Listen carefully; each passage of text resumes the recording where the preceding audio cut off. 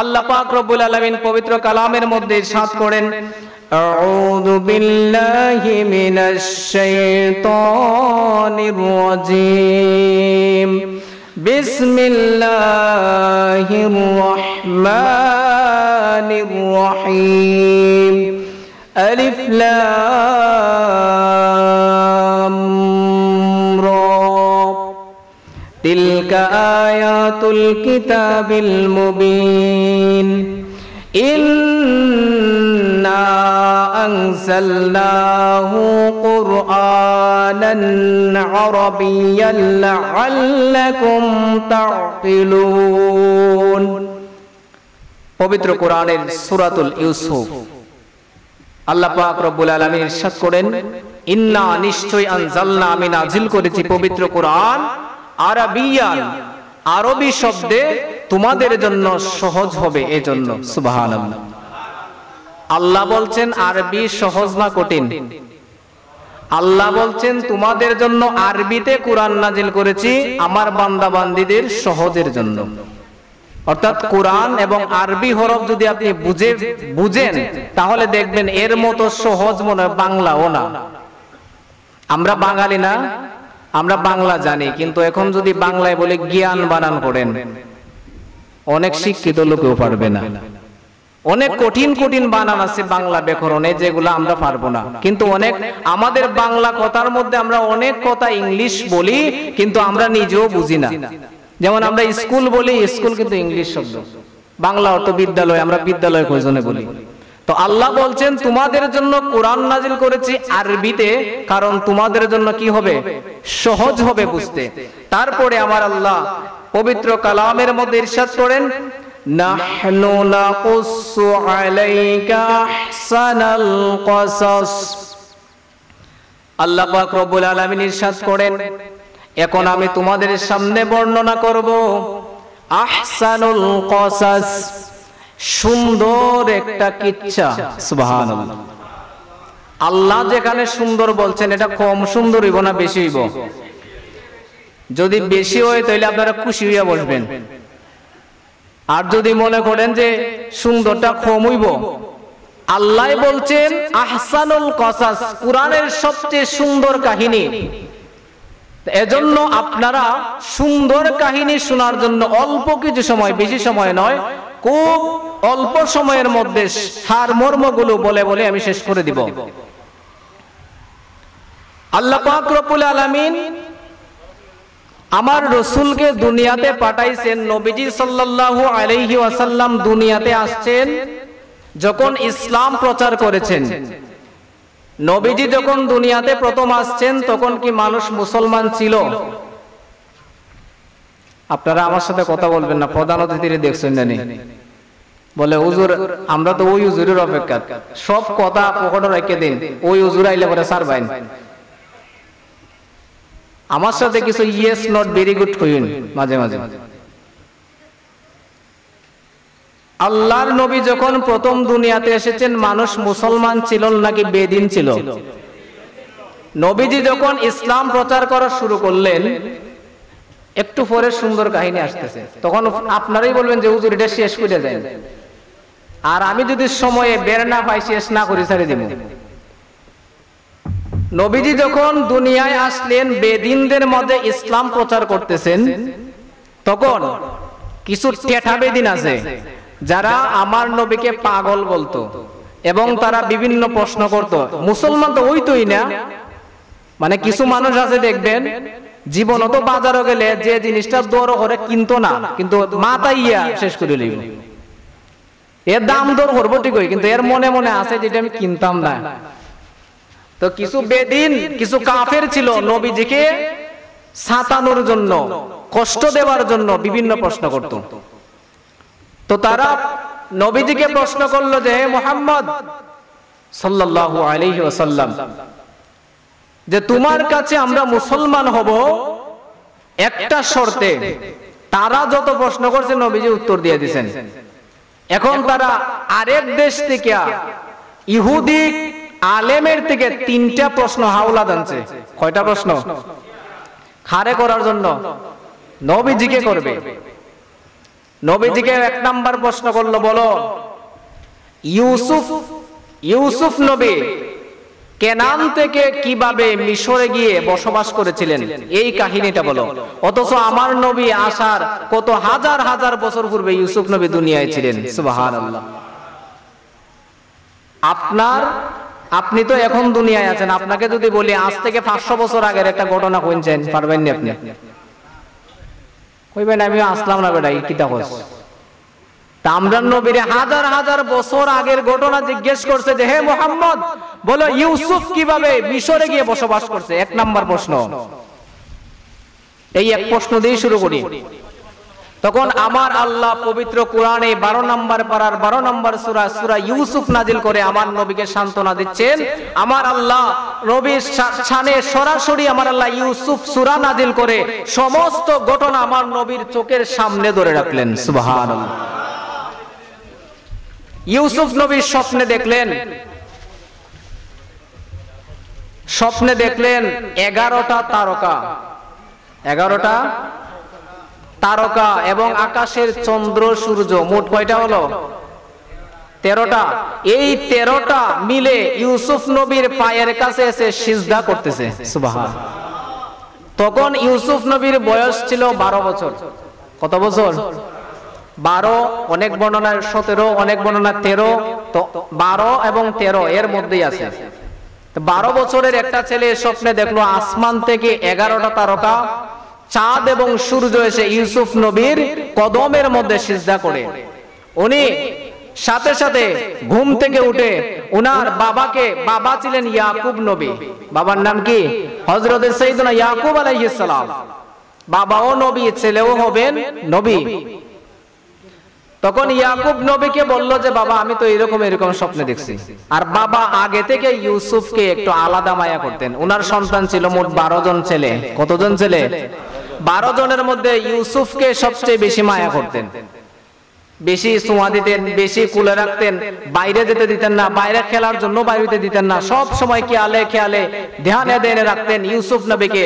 আর বাকি 11টা সন্তান ইউসুফ নবীকে দেখে এত মায়া করে, এজন্য তাদের হিংসা হয়।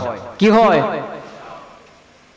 কোরআন থেকে বলতেছি, কোরআন সময় কম, এজন্য আপনাদেরকে শুধু বাংলাটা পড়ে শোনাচ্ছি।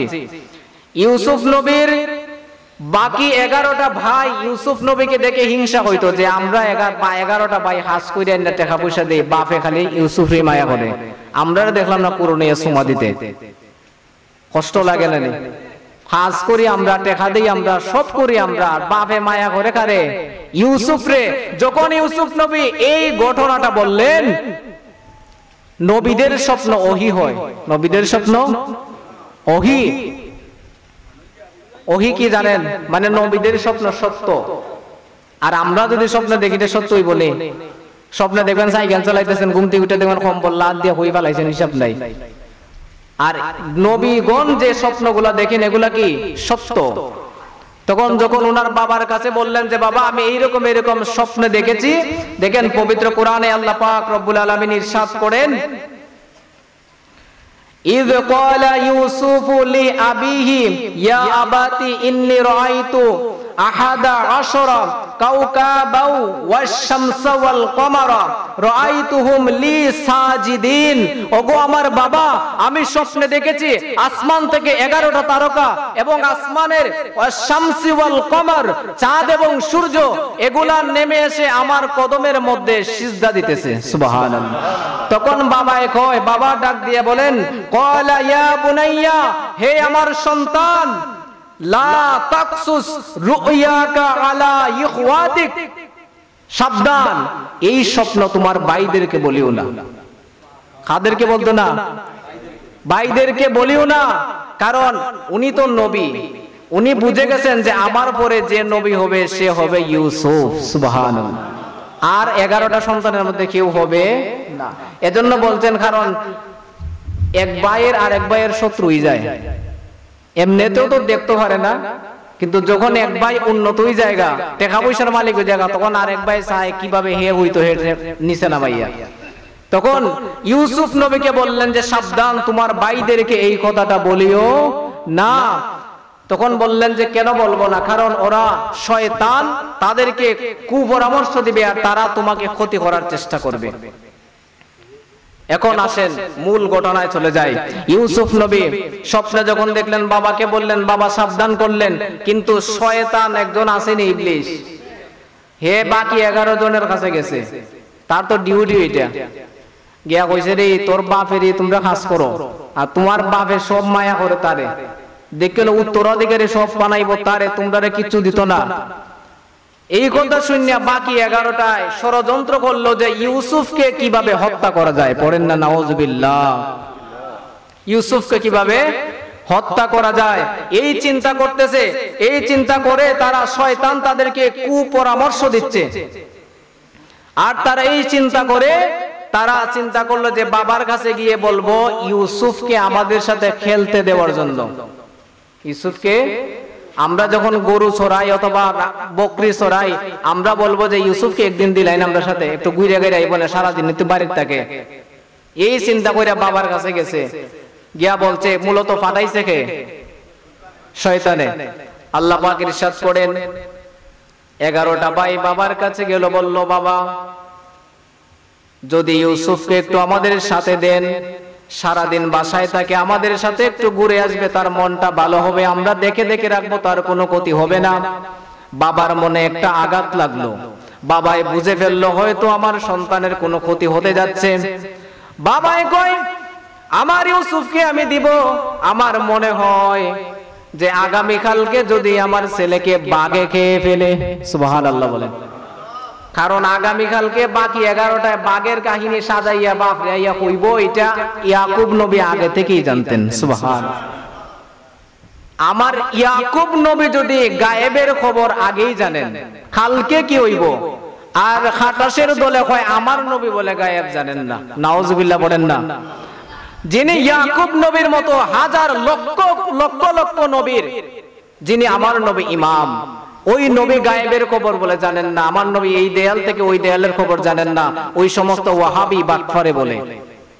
ইয়াকুব নবী আগামীকালকে বাইরে আইয়া বাঘের গল্প সাজাইয়া কইব বাপরে, এটা ইয়াকুব না আগের দিন কইলেছে।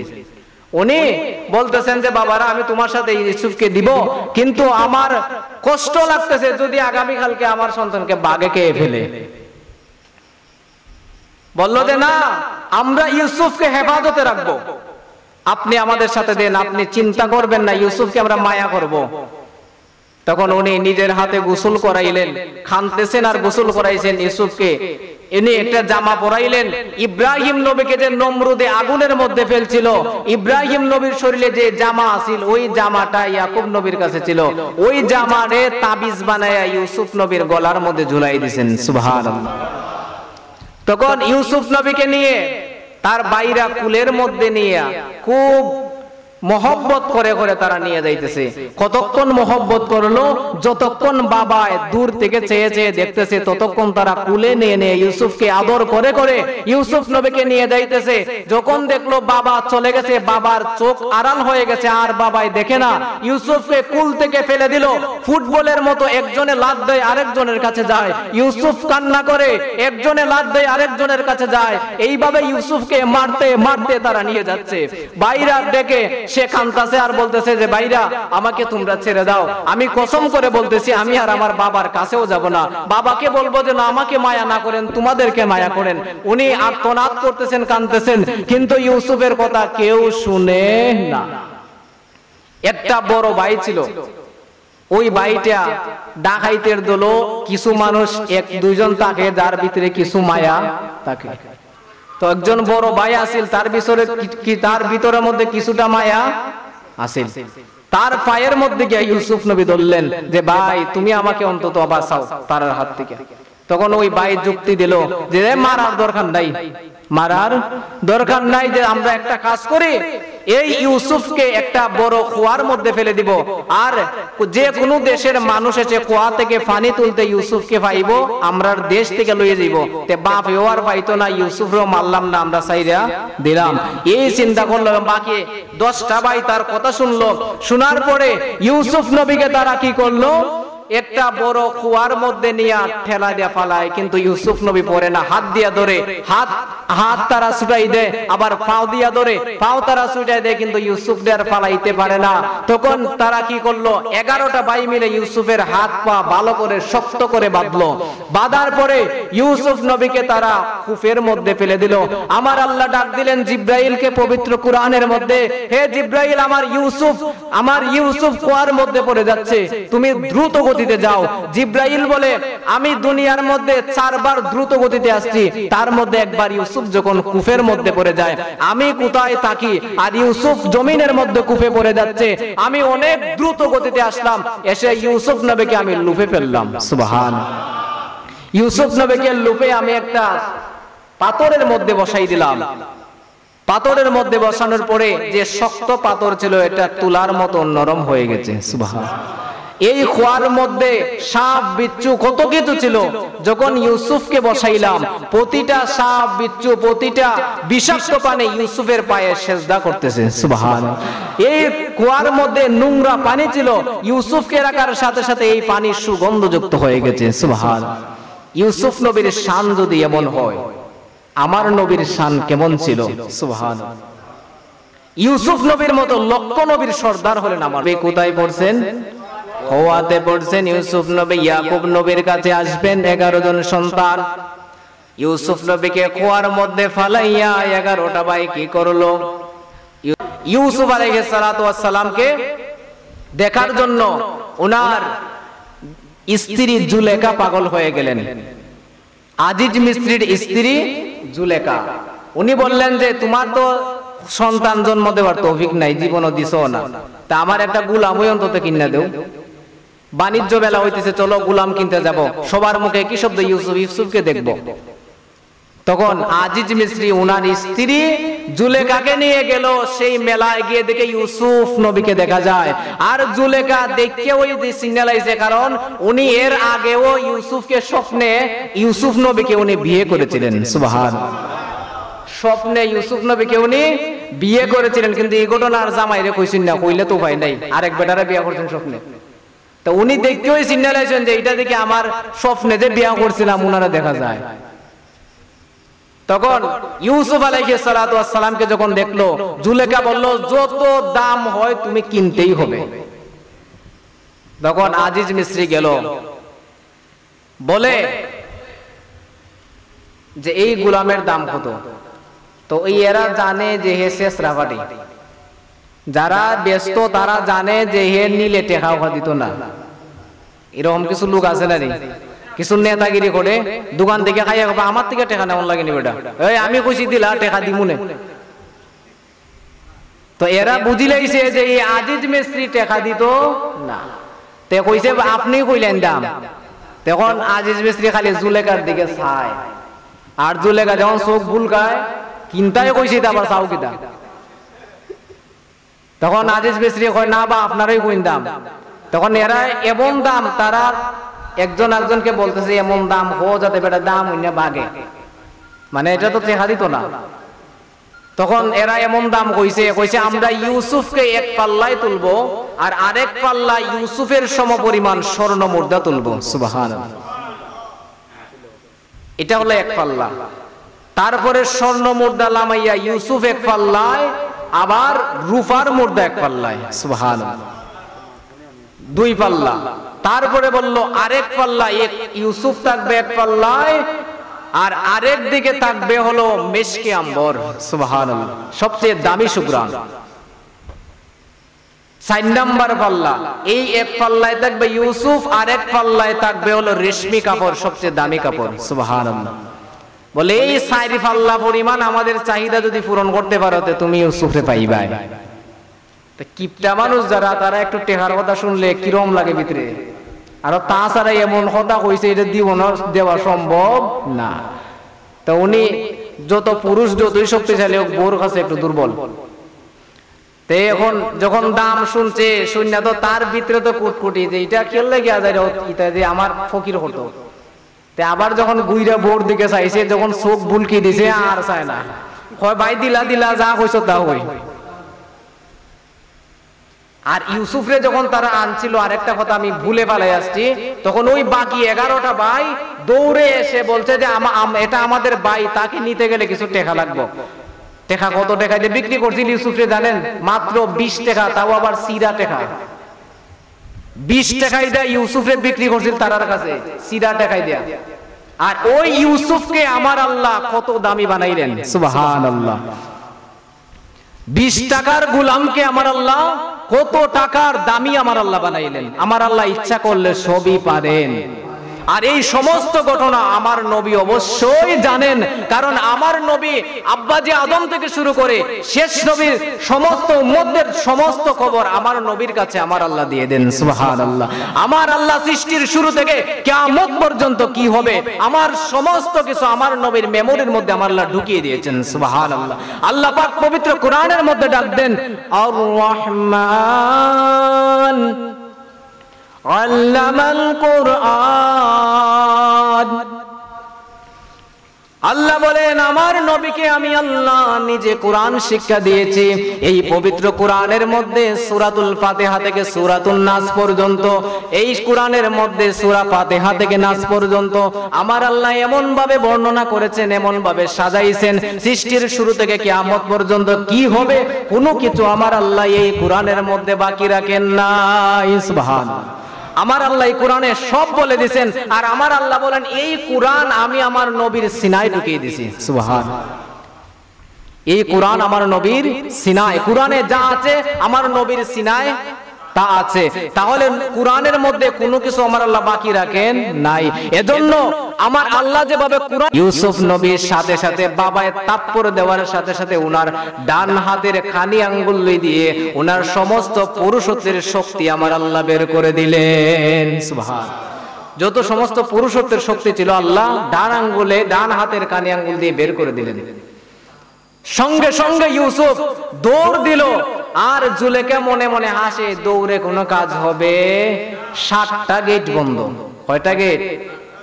ইউসুফ নবী যখন দৌড় দিলেন, প্রথম গেটের মধ্যে লাত দিলেন, গেট ভেঙে গেল। দ্বিতীয় গেটে লাত দিলেন, দ্বিতীয় গেট ভেঙে গেল। এইভাবে একটা একটা করে 7টা গেট ভেঙে ফেললেন। ইউসুফ নবী দৌড় দিলেন, 7টা গেট ভাঙার পরে সামনে গিয়া দেখে আজিজ মিস্রি দাঁড়ানো। ইউসুফ আর জুলেখা দুইজন গিয়ে একসাথে ধরা পড়ছে। সামনে দেখে তার স্বামী দাঁড়ানো, ধরা পড়ছে। কিন্তু মহিলাদের একটু এটা কি বলে, তুরুক বুদ্ধি বলে, মহিলাদের একটা আলাদা বুদ্ধি আছে যেটা শয়তানি বুদ্ধি বলে আর কি। মহিলারা আবার খারাপ মনে করবে জন্য আসতে কইলাম। দেখবেন যখন শ্বশুর বাড়িতে আপনি যাবেন, ঘরের মধ্যে কিচ্ছু নাই, আপনাকে বসেন বসেন বলতে বলতে একটা ডিম বাইর যে আপনারা বাদ দিয়ে লিছে। এটা হলো মহিলাদের একটা বুদ্ধি। তো মহিলা যখন দেখলো স্বামীর কাছে ধরা পড়ে গেছে, আর তো কিছু করার নাই, এখন কি করব? উনি ঘটনা উল্টাই দিলেন। জুলেখা বলতেছে, স্বামী তুমি আমারে তাড়াতাড়ি বাঁচাও, এই ইউসুফে আমার ইজ্জত হরণ করতেছে। নাউজুবিল্লাহ বলেন না। সাথে ঘটনা উল্টাই দিছে। আর ইউসুফ নবী বলে যে না, আমি এই সমস্ত কাজ করতে পারি না। এখন যতই জামাই আর বউ, জামাই এত বোর হকিয়ে নিব। আপনার বউর সাথে যদি এরকম ঘটে, বউরে দুসার আগে আগে যে সাথে করছে এর 100 দিবেন। তো জামাইয়ে বোর হকে নিয়ে ইউসুফ নবীকে শাসাইতেছে যে তুমি মনে হয় এইরকম করেছো। তখন ইউসুফ বলল যে আমার এই সমস্ত ঘটনা যদি আপনার সত্যায়ন করতে হয় তাহলে সাক্ষী লাগবে। বলে আমাদের, তোমাদের সাক্ষী কে? বলে আমাদের পাশের রুমে, যে রুমে আমাদের ঘটনা ঘটছে, পাশের রুমে একজন 4 মাসের বাচ্চা আছে। কয় মাসের? দেখেন সাক্ষীটা কি।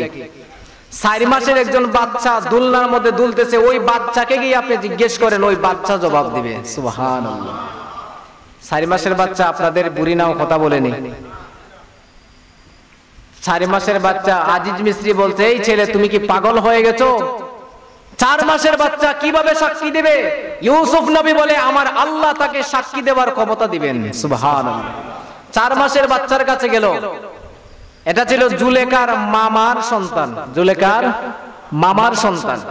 তখন ওই 4 মাসের বাচ্চার কাছে গেল, ও আজিজ মিস্ত্রি বিচার দিল আর বলল তুমি সাক্ষী দেও, জ্ঞানের মধ্যে খেয়ে দোষী। ওই 4 মাসের বাচ্চা দুলনা থেকে নাইমা দাঁড়াই গেছে, সুবহানাল্লাহ।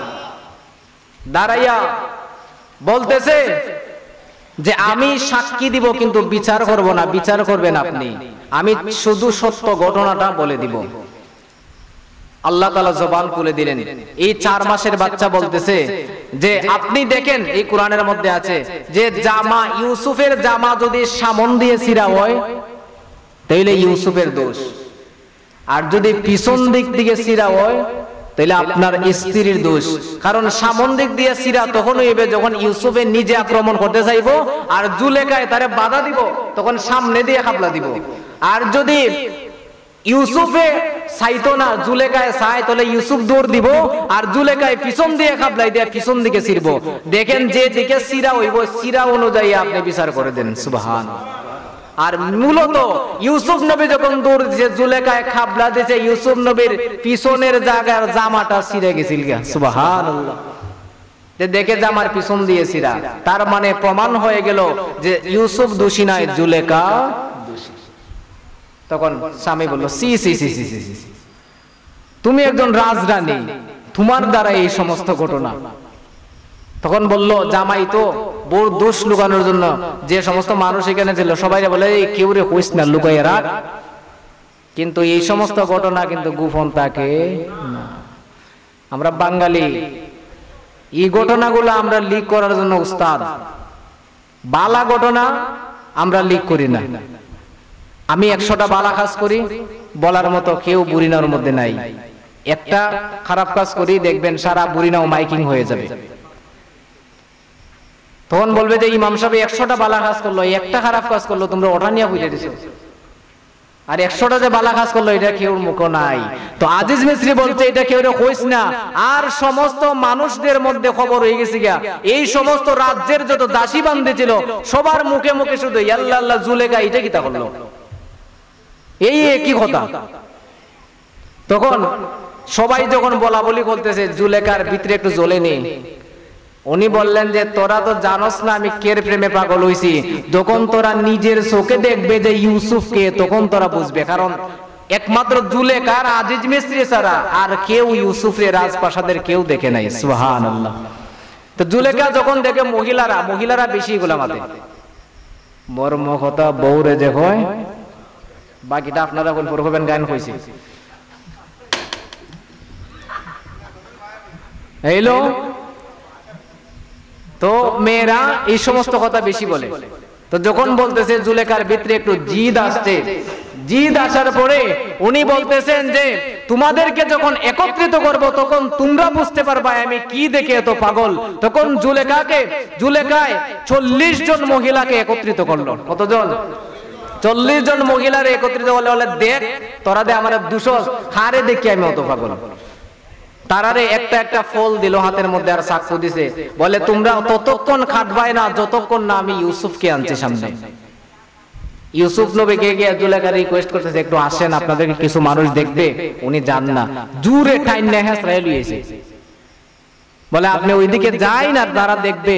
প্রতিটা মহিলা দৃষ্টি ইউসুফ নবীর দিকে, সবাই ইউসুফ নবীর দিকে চেহারার দিকে তাকাই আছে। বলে জুলেখা বলে ফল কাটো, সবাই হাত কেটে টুকরা টুকরা করে ফেলতে, রক্ত বেয়ে বেয়ে পড়তেছে, ফলের মধ্যে একটা পুঁছো পড়ে নাই, একটা মহিলাও টের পায় নাই, কারণ ইউসুফের সৌন্দর্য এমন ছিল হাত কাটলেও টের মিলে না, সুবহানাল্লাহ। আর আমার আল্লাহ বলেন ইউসুফ রে আমি অতটুকু সৌন্দর্য দিছি, সারা দুনিয়ার সৌন্দর্য যতটুকু দিছি এর 8 আনা দিছি ইউসুফ রে। 8 আনা কাকে? সারা দুনিয়ারে দিছি 8 আনা সৌন্দর্য, আর এর অর্ধেক দিছি ইউসুফ রে। এবং ইউসুফের 8 আনা সারা দুনিয়ার 8 আনা মিলাইয়া 16 আনা সৌন্দর্য দিছি আমার নবীকে, সুবহানাল্লাহ। ওই নবীর আগমনের মাহফিল। তো আমার নবী ইউসুফকে দেখে যদি মানুষ হাত কেটে ফেলে টের না পায়, তাহলে ইউসুফ আমার নবীকে দেখলে কলিজা কাটলেও টের মিলবে না। 11টা হয়ে গেছে, আমার সিগন্যাল আইছে। এখন কত হইলো শেষ ঘটনা, আরো তো অনেক লম্বা ঘটনা। তো হাত কাটছে, ইউসুফকে দেখে যখন হাত কেটে ফেলছে তখন ইউসুফকে সরাইয়া জুলেখা বলছে দেখো তো কি কাটছো, দেখে সবাই হাত কাটছে। বলে এখন কি? বলে আমরা তো কোনো মানুষ দেখছি না, তো ফেরেশতা। বলে আমি তার প্রেমেই পাগল। তখন তারা বলে যে এখন তোমরা যদি এক বেটারে দেখিয়া তোমরা হাত কাটছো, যদি তোমরা জামাইয়া জানে তে খবর ভালোই না খারাপ। এক বেটার বউ আর এক বেটারে দিকে হাত কাটি লাইছে, কয়টা কো তোমরা জামাইরা কইতাম নি? কয় না না না কইও না, হয়তো একটা কাজ করো, তোমরা ইউসুফে রাজি করে দিয়ে যাও যাতে সে আমার সাথে প্রেম করে। তখন বললো যে ঠিক আছে। বলে একসাথে 40 জন, একজন একজন করে পাঠাও। একজন একজন করে ইউসুফের কাছে যায়, আর ফিরে ফিরে আসে, ইউসুফ আর রাজি হয় না। কিন্তু 40 জন যখন ঘুরে আইছে, ঘটনা উল্টে গেছে। 40 জন গিয়া ওই কেউ আর জুলেখার প্রেমের প্রস্তাব দিছে না, যার যার নিজের প্রেমের প্রস্তাব দিছে।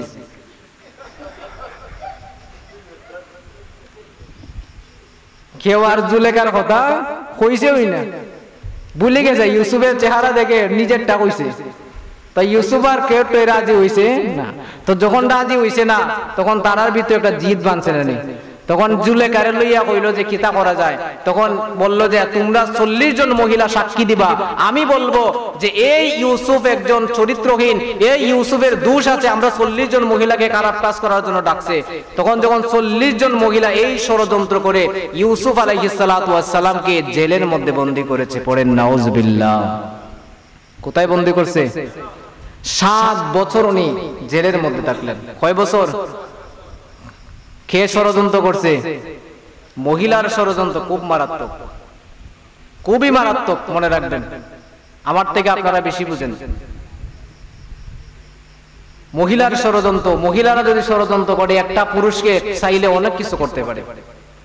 40 জন মহিলা মিলে 7 বছর, তার কি কোনো দোষ ছিল?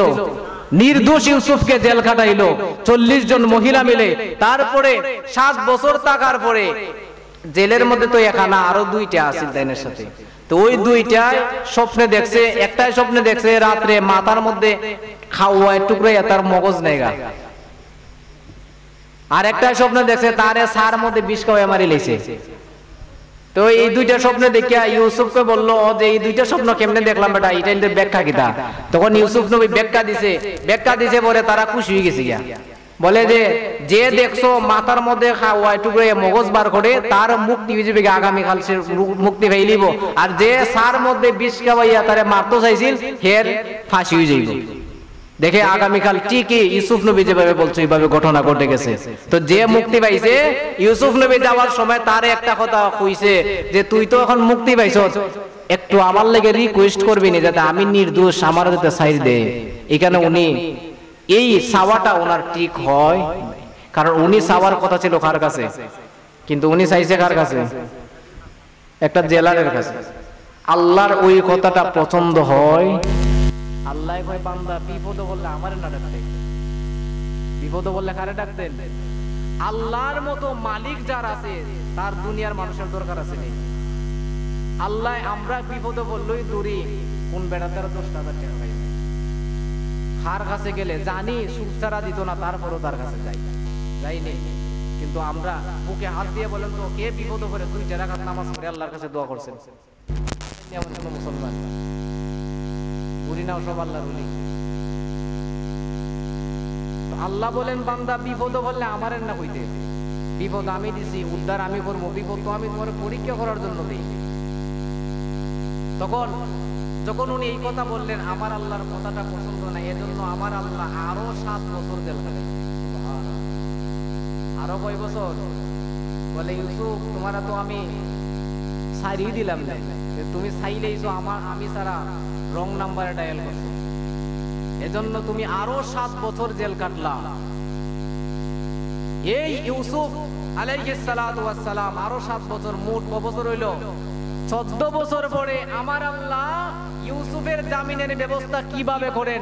যিনি জজ, উনি স্বপ্নে দেখছেন, উনি জজের স্বপ্নে দেখছেন যে কিছু গম গেছে, কিছু তাজা গম রে কিছু শুকনা গমে খাই দিয়েছে, কিছু গরু আছে না, বড় মোটা তাজা গরু রে শুকনা গরু গিল্লা খাই দিয়েছে। এই স্বপ্ন দেখে উনি চিন্তা করতেছেন আমি একজন বাদশা হয়ে এই স্বপ্ন দেখলাম, কারণ কি স্বপ্নের ব্যাখ্যা কি?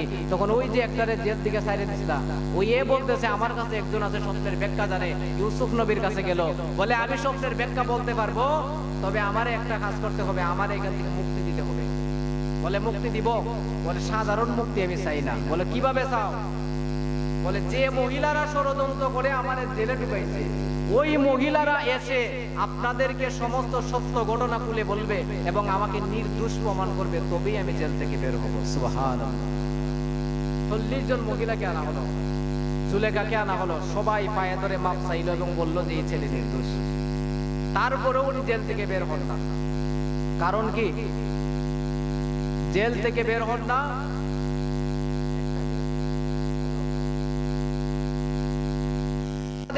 আগামী 1 বছর খুব বৃষ্টি হবে, ফসল হবে, তারপরে আর তারপরের 1 বছর কোনো বৃষ্টি হইতো না, ফসল হইতো না, তোমরা না খাইয়া মরবাই। তখন এটার অর্থ কি? বলে তোমরা এই যে বছরে ফসল হবে ওই বছরের ফসলগুলা তোমরা কিছু রেখে দিবা, এবং সামনের বছর যে ফসল হবে না ওই সময় তোমরা আস্তে আস্তে করে এগুলা খাইবা। ওই বাদশা বিপদে পড়ে গেছি, ওইটা আমার দ্বারা সম্ভব না। তুমি কষ্ট কইরা কি করছেন? ইউসুফ নবীরে বলেন বাদশাহীটা তুমি নেও। আরে দিলেন বাদশাহী, এই 20 টাকার কিনা গোলাম মিশরে আইসা কি পাইল? বাদশাহী পেয়ে গেল। তারপরে আমার আল্লাহ বলেন ইউসুফ শুধু দেখতে থাকো আমি তোমাকে কি করতে পারি। বাদশাহী পাইল।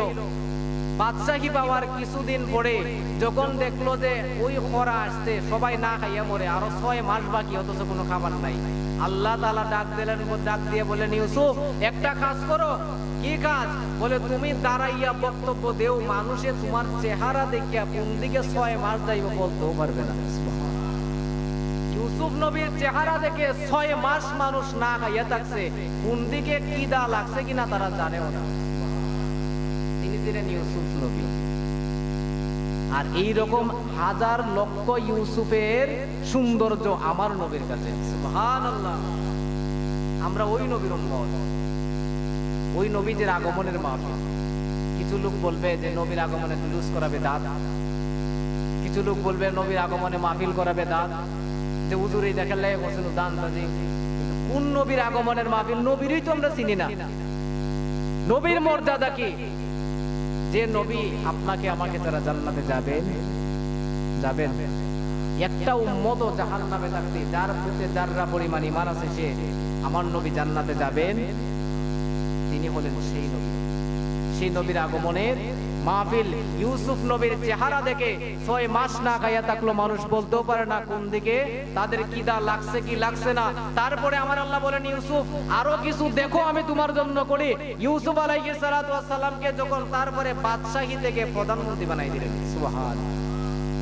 কি হয়ে গেলেন? প্রধানমন্ত্রী হয়ে গেলেন। প্রধানমন্ত্রী হওয়ার পরে ওই যে 11টা ভাইয়ের কথা মনে আছে না আপনারা? এরা খুব ভালো মানুষ। তখন কেনান শহর, তাদের শহর ছিল কোনটা? কেনান শহর। ওই শহরে যখন খরা আসলো, মানুষ না খাইয়া মরতেছে, ইয়াকুব নবী বলে যে তোমরা মিশরে যাও, ওই শহরের মধ্যে এখন খাদ্য আছে, কিছু খাদ্য নেই, আমাদের দেশে আসো। 11টা ভাই, 11টার মধ্যে 10টা গেছে একটা বাড়িতে। তো 10টা ভাই যখন কেনান শহর থেকে মিশরের মধ্যে পৌঁছলো, দেখে ওই শহরের বাদশাহী ইউসুফ, কিন্তু তারা চিনছে, খানি দিছে, কিন্তু ইউসুফ নবী তো চেহারা দেখে বুঝিলেছে তারা কেটা। আর যখন ডিটেইলস দিয়েছে সব আইডি কার্ডের মধ্যে বাপের নামে কই দেখে তাইনের বাপের নামে সাথে মিলে যায়, বুঝিলেছে যে এটা ওই 11টা বাপ। তখন উনি বললেন যে তোমাদেরকে এই বছর খাদ্য দেওয়া যাবে না, তোমরা আগামী বছর আসবে। এবং তারা আগামী বছরও আসছে 11 জন।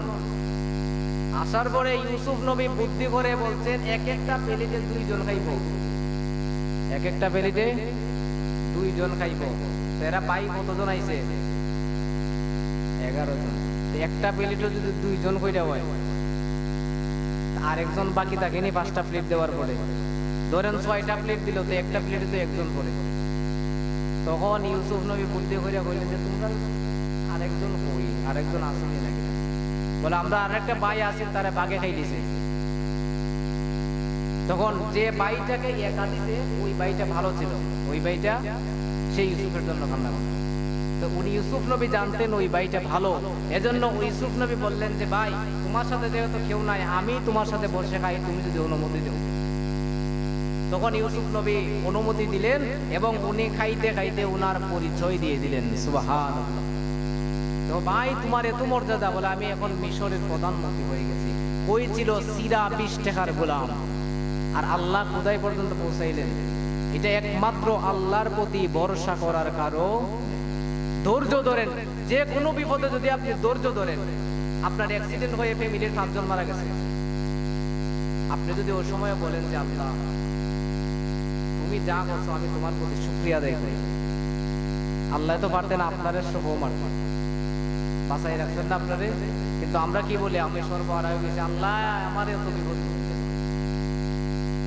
ওই সময় যদি আপনি ধৈর্য ধরতে পারতেন, তখন আল্লাহ তাআলা বলেন তোমাকে আমি কিভাবে কোথায় থেকে যে কোথায় নিয়ে যাব তুমি বুঝতেও পারবে না। আল্লাহ তাআলা যেন আমাদের সবাইকে সঠিক বুঝ দান করেন, পড়ে আমিন।